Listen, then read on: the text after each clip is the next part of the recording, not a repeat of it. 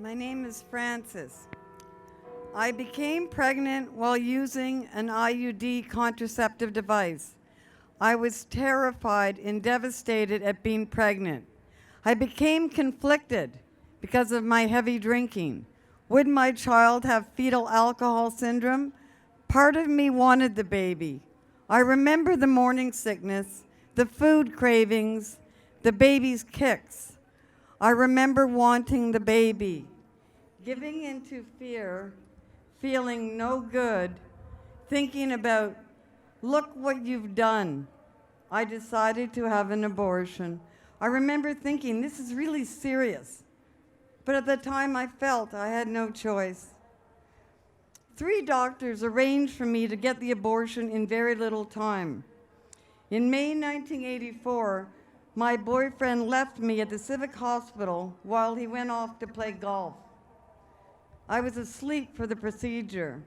Afterwards, I was told to make sure that there were no remaining parts of my dead child left in me. It was like a nightmare, but it was real, and I couldn't shake it. I couldn't get my head around it.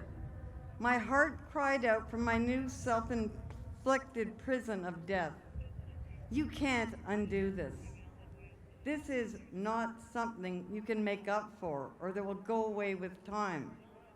I was drowning in despair. I remember feeling very weak, small, and sad.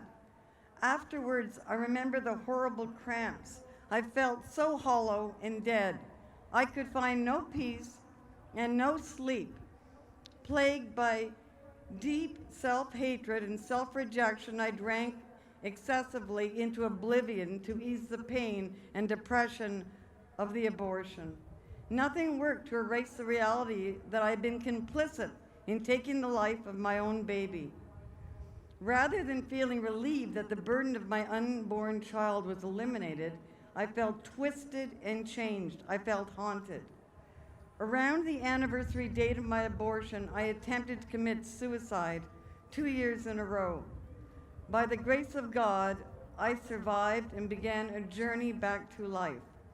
I surrendered to God's love and received His mercy and forgiveness.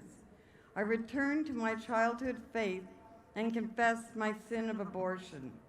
I am on a journey of healing, which I imagine will continue my whole life. I attended a Rachel's Vineyard retreat and experienced intense emotional and mental healing. I was filled with peace and love for my daughter, who I named Teresa.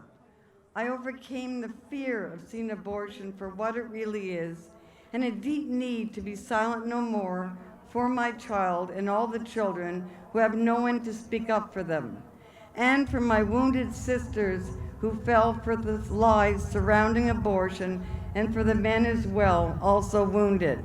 I have to add that I told my mother about my abortion. She was a beautiful, loving Catholic woman who prayed the rosary all her life.